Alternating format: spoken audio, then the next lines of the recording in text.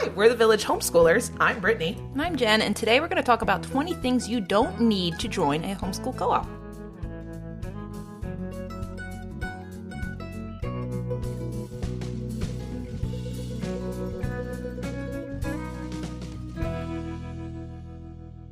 Hi, everyone. Welcome to the Village.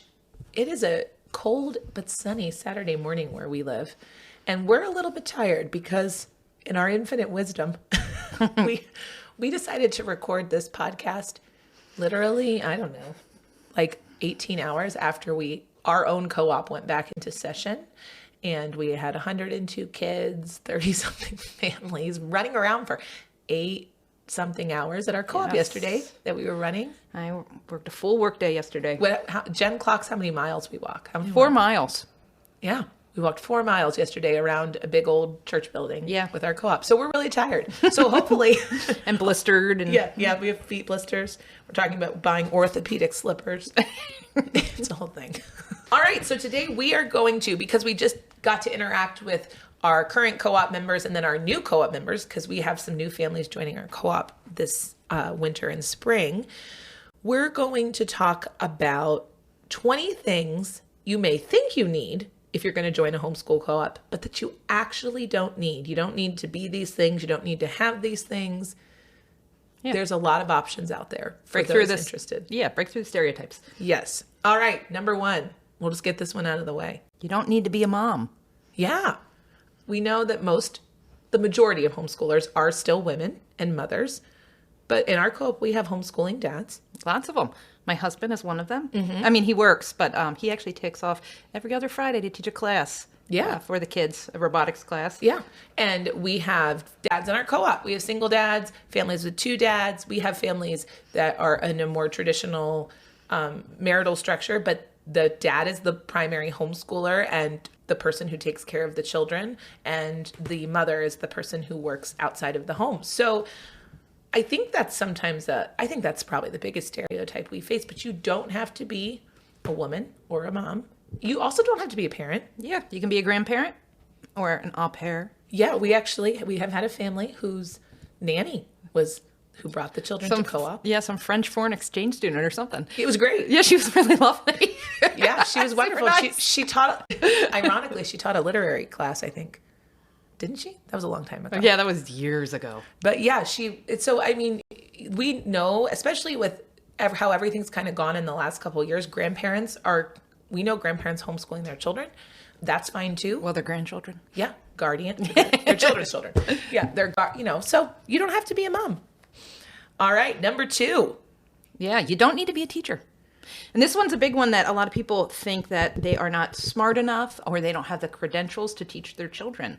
That is not the case. Yeah. Most of us are not teachers professionally.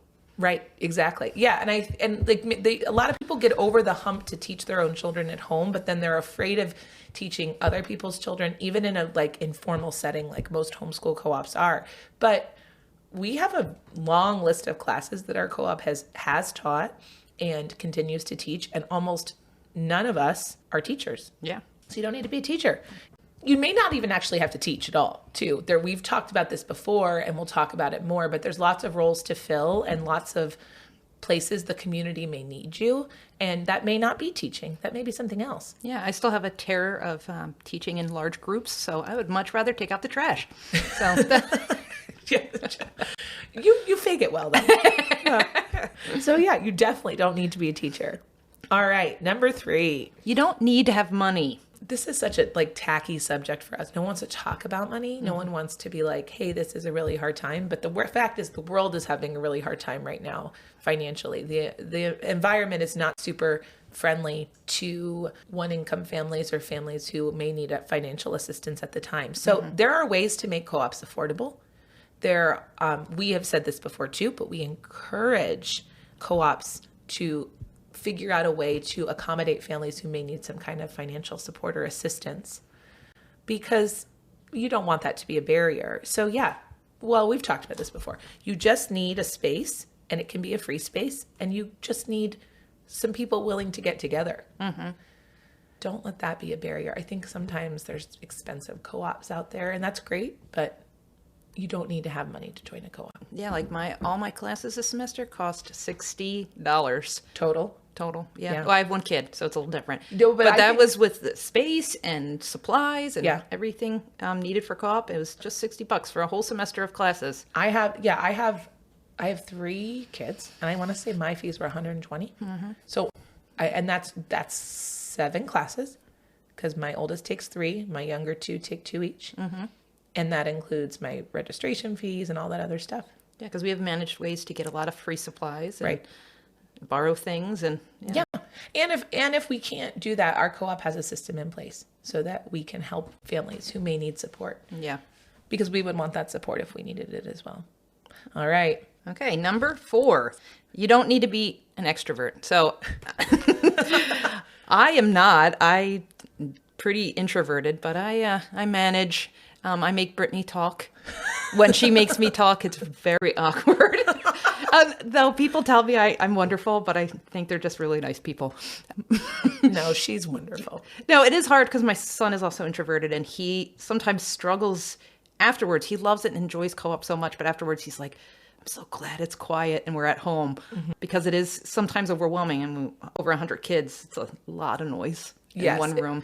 It's a lot for the introverts, and it's not a perfect system, because when there's that many people gathering together, there's going to be some amount of noise and some amount of resulting fatigue that comes from that noise. We always encourage people to be really open about social anxiety, those kinds of, overstimulation by noise.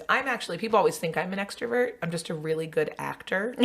We're going to talk about personality tests in the coming weeks, actually, but I'm one of those people that it depends on the day. I either test 1 point over into the extrovert category or 1 point over into the introvert. So I'm like the ambivert or whatever they call it. And so when I'm done on a Friday with our co-op, I'm like exhausted. Like, I'm like, nobody talk to me.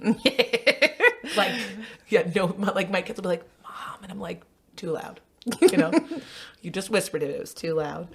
So yeah, I think you just need to be upfront and honest with What your capabilities are. yes, please still come. Yeah. Because We still enjoy you. and introverts are half the world. Yeah. So we want them there too. Yeah. All righty. Number 5. You don't need to have a big family. And this is also me, because I have one child. And it's fine. It's wonderful. I think it's actually great to not have a excessively large family in co-op. Yeah, that works too. But for us, we need a little bit more support from the community, because we only have one kid. So my kid kind of misses out on some playtime, because sometimes I'm his only playmate. Yeah, he needs to see other people. So- Right. Exactly. Yeah. I think there's like this, again, just like all homeschooling parents are mothers. Well, all homeschooling parents have, 4+ children. Yeah. 10+ children. That's There's none of those in our co-op. Yeah, I think we do have families with 4 to 6 kids. Yeah. But we also have not just you, but multiple families with 1 child. This is true. Yeah. And lots with 2. So I think family size is an outdated concept when it comes to homeschoolers. And I think, We're all welcome. yeah. Alrighty. Number 6. You don't need to be a stay-at-home mom or dad. We actually have a lot of parents that work full-time, part-time, do Etsy stuff. Work at home, work away from the home. Yeah, so you don't need to be a stay-at-home mom. It helps. In terms of accessibility, yes. Yeah, it's hard to go to a co-op if you're working all day, of course, but you don't need to. We have a lot of parents that do work nights or weekends or whatever you have to Right. do to get by. Or find another homeschool family that is willing to kind of chaperone their child at a homeschool co-op and swap off in other ways. That really works well. And especially after the last couple of years, I think employers have become more open and friendly to accommodating families with children. And so if you can go to your employer and say, hey, we'd like to do this on Tuesdays. Is there any way I can figure this out? We just had a family do this in our co-op. She went to her employer and said, I need more time for this group and this community I'm involved with on Fridays. And her employer said, okay, let's give it a try. Let's see how the rest of the week looks if you can work. Yeah, so my husband has been able to do that. First time he asked, he found out that his boss had homeschooled his own children, 8 children, for the first 8 years of school. So he was a homeschooler, and he was like, yeah, that should be your number one job, is homeschooling your kids. So you'd be surprised that people are very, very supportive, and you don't know until you ask. Yep. worth a shot. Yeah. And it works really well if you are in one of those virtual communities or communities that meets part-time virtually. Look at those options if you are working, especially if you're working from home. Alrighty, number 7. You don't need to be a professional organic lunch packer. In other words, there's another stereotype that so many people think, and that might be a newer stereotype, but like that, that you've woven your own fabric for your apron and skirt, and all of your children have sprouted mung beans for lunch. Yeah. No, it's a stereotype for a reason. That's true. And we have. No, we don't weave our own fabric. I actually also don't eat mung beans. I have sprouted things before, though. And my kids are big fans. Yeah. But, we see some of that a little bit in us because we're that newer generation of homeschooler. But we hang out with all sorts of people. And we honestly do not judge them. No. It's just such a funny thing because in public school where you're worried about like the clothes you wear and the shoes you wear, homeschooling groups, people are so like, don't worry, it's organic. And we're like, we don't care. Yeah. You can come eat your McDonald's. Like, we know families. We had a family in our co-op last year, and she just had a horrible morning and didn't get lunch packed for her and her daughter. And so she went and got McDonald's on our lunch break. And she like apologized for it. And I was like, you don't have to apologize for feeding your child how you want to feed your child. Like, we have families all over the spectrum, and I have eaten fast food before. Jen has eaten fast food before. We're not judging you. So yeah, I think it's like the stereotype exists, and sometimes you feel like you have to apologize. Yeah, we feel judged for no reason because nobody really cares. Yeah, be who you are, and even if that means you're eating, peanut butter and jelly, Jiffy on white bread, cool. We'd rather have you there than worried about what you're packing your kids for lunch. Yes, absolutely. Feed your kids, whatever your family wants. You don't have to go milk the cow and make your own butter and whatever. It's Although fine. I do like butter. Sorry, vegans. I do. But yeah. But you're welcome if you're vegan too. And if you like butter. Store-bought or homemade. Yeah. All right. So number 8, you don't need to be religious. Yeah. So I think the idea is that because that's another stereotype, right? Homeschoolers are homeschooling for religious reasons. And that's true of some homeschoolers, but it's not true of a lot of homeschoolers anymore, especially. I would inquire, seek out, even maybe some religious homeschool groups are inclusive. We do know that exists. And so, you may also think, oh, like that co-op is at a church. Well, obviously they're religious. We're at a church. Our co-op is not a religious co-op. Mm-hmm. So there's a group out there for you. And if there isn't, we would encourage you to start it, of course. But we have a podcast for that. Number 9, you don't need to be married. Yes, but you can be. Yeah, and still, again, most are. Like we said, we have single parents. Mm-hmm. We have divorced parents. We have blended families. Yeah, and it works just fine. Right. It's a little more difficult to find time, I find. You do sometimes have to get extra adults on board. We've had people go, we actually had a phone call one time from a dad, and he was like, hey, so my child's mother put him on the waiting list for your co-op, and actually I'm not okay with that. He decided it was not something he was comfortable with. And so we said, okay, we understand, like, you have decision-making power over your child as well. And we took them off the waiting list, and we let the mom know your child's father reached out to us, and when you get his buy-in, you're welcome back on. And they said, okay. And I think they ended up back on the list, actually. But that's happened before. So yeah, it can be complicated if there are more adults involved, step-parents, parents, those kinds of things, but it happens all the time. I feel like there's this like taboo topic of divorce in homeschool families. Well, we have such a weird dynamic that's different than out in the real world. There is a lot more people that are married in our co-op than would be out in society. Right. So, where half the world has been through a divorce. Yeah, 50%. It's a little different, but we definitely see it, and it's not a deal breaker. So no, yeah. And I think, and there's nothing to apologize for. You're welcome too. Yes, exactly. All right, number 10, you don't need to use a homeschool curriculum. In fact, I would say that's not what most co-ops are focused on. A few are, as we've discussed.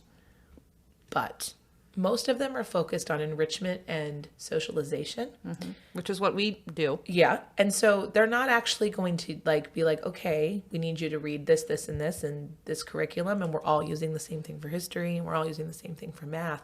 I mean, those co-ops exist, and that's great if you all are on board with the curriculum that's being used. But we do use curriculums sometimes, but we piecemeal them just because they have great ideas sometimes. Yeah, like, oh, that's really cool from bedtime math. That's one we've used pieces from. Yeah. But then we'll go and do a camping class. Yeah. So it's not anything set in stone. Right. So like unschoolers sometimes are like, oh, I'm so sorry. I'm not we don't use curriculum. We unschool. And I'm like, that's cool. You can still come, so you don't need to be like a classical education homeschooler to join a co-op. Find things that fit your needs. Yep. Number 11 is you don't need to have little kids. There are lots of people that come that just have teenagers. Yeah, and I think it's because, and we know this is true, and even for us, so many of us start out as like play groups and kind of evolve into this more organized form of enrichment activities. But, teenagers need the socialization and the enrichment too, maybe more. Yeah, probably more, yeah. So yeah, you don't need to have little kids, babies. I don't have any babies. I know, much to her chagrin. She loves babies. I do. Yeah. Plus, we talked so much about, as homeschoolers, we talk about like socialization doesn't look like the same age 30 kids in a classroom. So it's silly that people hold us to a different standard. Well, that's, we celebrate multiple ages interacting organically. And so that's why if you have those older kids, we would welcome you. Number 12. You don't need to love nature. You can. But again, that's that stereotype, right? Like they're out there on their 7-mile hike with their homegrown and freeze-dried prunes.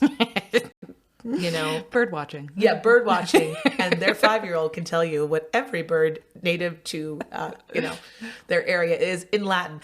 Yeah, that's not necessary. Like some people are like really into that, and that's cool. And I would encourage anybody to use outside spaces because they're free. Yeah, like it was great when you do have that one parent because you can send all the kids with that one parent. My husband is that parent. I'm kind of that parent, but if I could just send all the kids with my husband, that is much better. We have a new family in our co-op, and it snowed earlier in the week here, surprising snow. And she was like, oh, we're still going to do this activity outside. And we were like, yeah, we're just going to dress the kids for snow. And she was like, man, you guys are really outdoorsy. And then I was like, oh, actually, no. Like some of us are, but not all of us. You see the family sitting in their cars. Like there was a couple moms that were like, see ya, I'm going to be in my car because it's too cold and I don't enjoy this.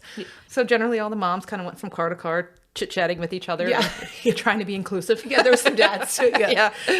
And she was new. So I was like, oh my gosh, please don't think that we're like, if you don't own hiking boots, you're not welcome. We're not normally this intense. Yeah. Like committed.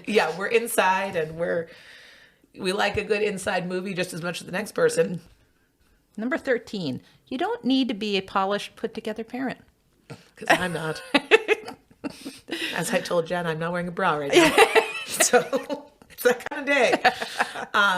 Like hot messes welcome. Like I've joked that we need that sign. Yeah. Because you can come in your pajamas. Some people do. And well, on pajama day I did. Oh. Yeah. I'm not one of those people. Yeah, you're a pretty get up and get dressed person. Yeah. Less than me. I will come in pajamas, even on non-pajama day. Well, you also love stretch pants more than I do. My daytime clothes are basically pajamas. That's true. And Jen likes to call leggings stretch pants. For those of you going, what the heck is a stretch pants? I'm sorry, I'm stuck in the 90s apparently.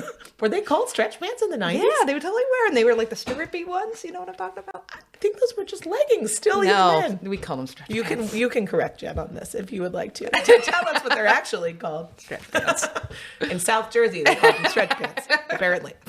So it's very, very come as you are. Like you don't need to put on like I have no people come, they're like, oh my gosh, I'm not a morning person. I'm going to be there, but I'm going to, and I'm like, just put on a sweatshirt and get there. Yeah. Don't worry about anything else. So yeah. I know some moms will go to events and they'll be like, you did your hair. I was like, I washed it. They're like, it wasn't that kind of event. Yeah, I know. When we put on jeans, people are like, oh no, where are we going? We're very much, come as you are. And then kids come in all kinds of stuff Right. too. Yeah, we had a member, I will forever remember her. She wore big, poofy, ball gown little girl dresses and fuzzy pajama pants. Do you remember? I will tell you later. I'm talking about. She did every single time. And it did not matter if she was painting a mural, going on a hike, or taking a, coding computer class. That's what she wore. My friend likes to call that homeschool fashion. And I'm like, yeah, that's totally true. Like, it's very come as you are, wear what's good for you. Yeah, exactly. All right. This one kind of tagging along on that. Number 14, you don't need to be sweet and kind and gentle 24/7. Of course. I am. You laugh too hard at that, Brittany.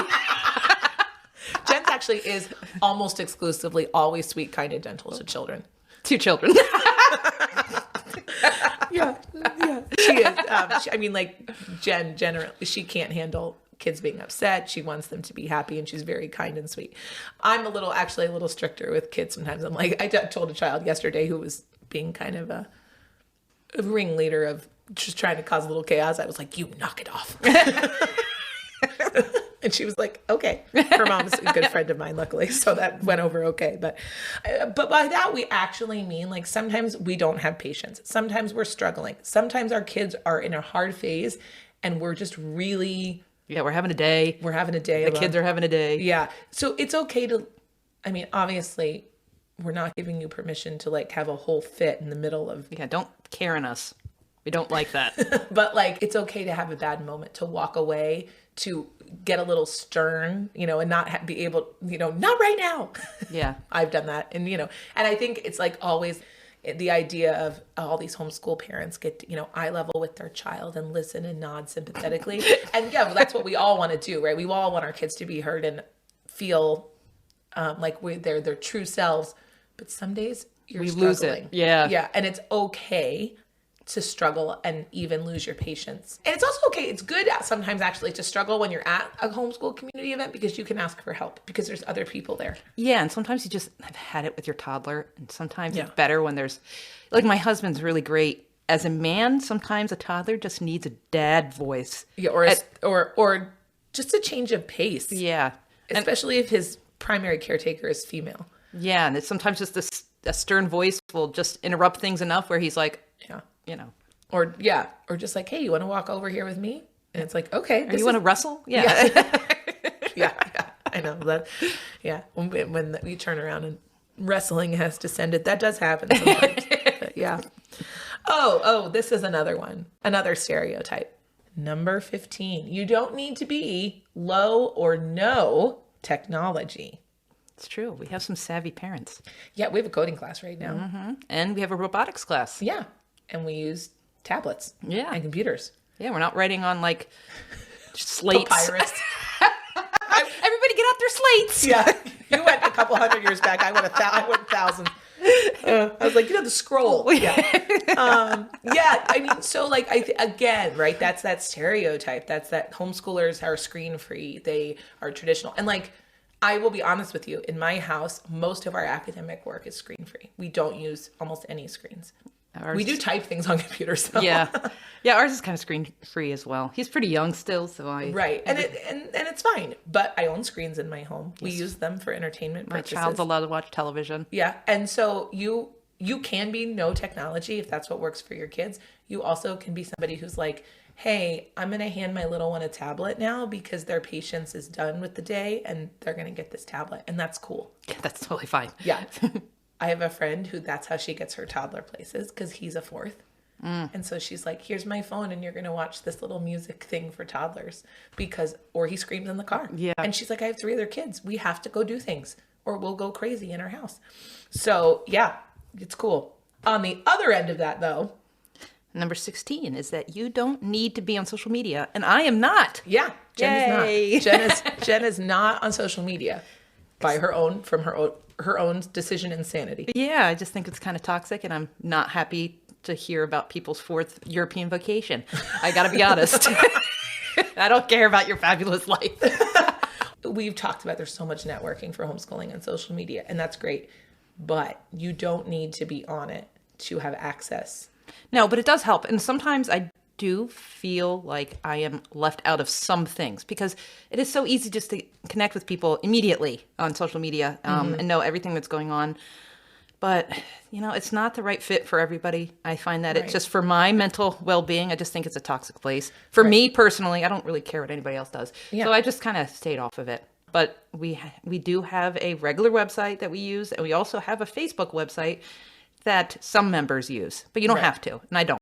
So. Yeah, and I feel like that's something to keep in mind for people who are thinking about starting a co-op that wants to be accessible for multiple people. Like, social media presence is fine, but also make sure you have something that isn't social media, because you're going to find people who just aren't on it, and you want to be accessible to as many people as possible if you want to grow your community. So number 17, you don't need to be afraid to ask for accommodations. Mm-hmm. And most people do, actually. We send out a little survey and ask, is there any special needs your kids have? Is there anything like you need to be with your child, or you want to be away from your child during classes? Does your child need a quiet space? Does your child need a social distance? We don't care. We will accommodate you as best as we can. Yeah. And I think that's really interesting, especially even for the adults. We had a family, this was a while ago, that she was a diabetic. And she was like, at this time, we found the best way to manage my diabetes is I need to take a quick break, eat this, and take this medication, I think it was, at this time. And it was in the middle of one of our classes. And she's like, will it be okay for me to step out and do that for 10 minutes? And we were like, absolutely. Yeah. You're not very helpful if you're lying passed out. Yeah, like by all means. But like, she felt like, you could tell she was nervous to ask us. And at some point, you don't have to be like a good little soldier at all times. Like, you are a human being with needs. Please let us know how we can best serve them. That's what communities are about. So yeah, ask for accommodations. It's okay. People would rather know up front than accidentally mishandle a situation that could be physically dangerous or emotionally dangerous for somebody. Exactly. Yeah. All right, number 18. You don't need to be part of a certain friend group. Now, I mean, there's a whole bunch of people, all different backgrounds in our group, and we're not all best friends, and that's okay. Yeah, we just let a bunch of new people in that we're just getting to know. I mean, they might be our best friends someday, but they aren't yet. And that's great. Okay. Well, and like once in a while we'll get an email sometimes from somebody and they'll be like, oh, I'm friends with blah, blah, blah in your co-op. Like, they need somebody to vouch for them. And we're like, okay, that's great. Like, you also could join even if you didn't know any of us. Yeah, exactly. It's sometimes nice to have this person said they knew you, and they're like, oh yeah, they're my neighbor, they're great, blah, blah, blah. It's great to have that kind of referral just so you have a frame of reference for somebody, but it's not necessary. Yeah, I mean, it's nice to be like, hey, this person's not a convict, right? Yeah. And that's always nice to know. But it's not necessary. I don't think we've ever had that happen. Here's something So I think Jen, you joined without knowing anity. I joined without knowing anybody. I knew nobody. She could have been a convict. I might be. You don't know that. That's true. There you go. You heard it here first. Scandal. You can join a co-op of complete strangers if you think it's the right fit for you. I did. And it was the right fit for me. And eventually the strangers became my friends. Yeah, exactly. All right. Number 19. You don't need to be afraid to try it and still decide it's not for you. And this happens probably more than we like for it to happen. We were talking to some people that are newer to our co-op, and they were like, oh, they kind of missed we were more an enrichment co-op and not super academically rigorous. And we were like, okay, cool. And they didn't seem bothered by it. They're not going anywhere. Yeah, they weren't like mad that we didn't offer cello and, and Latin. Algebra. Yeah, and algebra. Yeah, SAT prep. But and we're not like ever saying we'll never offer things like that. Cello would be cool. Yeah. But yeah, like we're just saying right now, this is where our focus is. It's enrichment and fun and socialization. And they're like, oh, okay, cool. And like they could in the future decide, hey, next session, we're going to go find something else. And that's okay. And we're not going to take offense to that. Yeah. And we'd like to know, just so, don't ghost us. Let us know. And it's completely fine. Right. We had it happen last semester as well. Somebody just found a better fit. You know, something that was more religious, and that's totally fine. And it gives us the opportunity to invite more people off our wait list to give our little co-op a try, and maybe we'll find the right fit to replace you. Right. Just like, it's like anything in life, right? My pediatrician is not going to be the pediatrician of every single family in my community because it's not the right fit. That's kind of why we homeschool, right? Yeah. Like public school isn't the right fit for every child. So it's okay for a co-op not to be a right fit. Yeah. And you can be honest about that. All right, we're wrapping it up. All right, number 20. You don't need to like everything about a co-op, but you better if it's ours. We don't like everything about our co-op. Are you kidding me? I was just telling her, Jen and the other leader we lead with last night, I'm like, I have a really hard time reading the room sometimes when we're in the midst of the co-op crazy, because I'm like, I only see issues and I want to fix them, when in reality, like 98% of what's going on is good and productive. This is humans running a human-based organization. It's not going to be perfect. I do think people should offer their opinion, because we've had really great ideas. Like, so Jen and I are kind of over the holidays. Like, we don't like celebrating them with co-op. We just like eating. That's true. But like, so like when in the fall, Halloween was coming up, and I was like, full disclosure, don't really even like Halloween anyway. We were like, oh, but another parent was like, I really think we should do this, this, and this. Absolutely. We love that idea. Please do it so we don't have to. Right. And so like, it was really important for her to for the kids to have that opportunity at the end of October. And so we were able to help her make that happen for the co-op. We could have seen that as criticism, because like the three of us were basically like, yeah, we're not doing any holiday celebrations. Valentine's Day was the same for us, actually, too. I know. And I'm hoping somebody else picks up St. Patty's Day, because I don't want to do that. My mom's like, I bought things, lots of things. I'm like, oh, I need to, somebody else plan it, please. Not I me. don't know if this is going to come out before then. Maybe. But maybe we need to rush it. Yeah. So you can offer criticism. You can offer differences. You can offer an ability to fix something or change something. And most of the time in a good culture of community, they're going to accept that. Constructive criticism isn't always fun. The other side is sometimes we have people that come to us and are like, hey, can we do this? And we're like, we actually need to tell you why we don't do it that way. And that stinks, because like, you're like, oh, like this happens with social media, because we use a website that is not social media affiliated. And we get a lot of people that come to us and are like, why can't we just use Facebook exclusively? Okay, let's explain to you why our group doesn't do that. And it's a longer explanation. And I'm not trying to change the person's mind that feels that way when they bring that to us. I'm just letting them know that we'd have done some of that in the past, or we've considered it, and there's a reason we made a different decision. So I think you can be open to that. Just know that most of the time, if you do suggest a change, you may become personally responsible for making it. Yeah, we're fine with that. Oh, you like that? Do it yourself. Yeah. We empower you to do that yourself. But yeah, and then sometimes it may not be, it may not be the answer you're looking for. And that's why we mentioned point number 19, which is you don't have to be afraid to try it and decide it's not for you. Mm-hmm. And there's our 20 things you don't need to join a homeschool co-op. If you have questions, comments, concerns, you want to tell us what you think of this list. Maybe you have other things you don't need to join a homeschool co-op. Mm-hmm. We'd love to hear them. You can find us on Instagram and Facebook at The Village Homeschoolers. And you can contact us via email with any of those questions, comments, concerns at thevillagehomeschoolers@gmail.com. Thank you. We'll talk to you next week.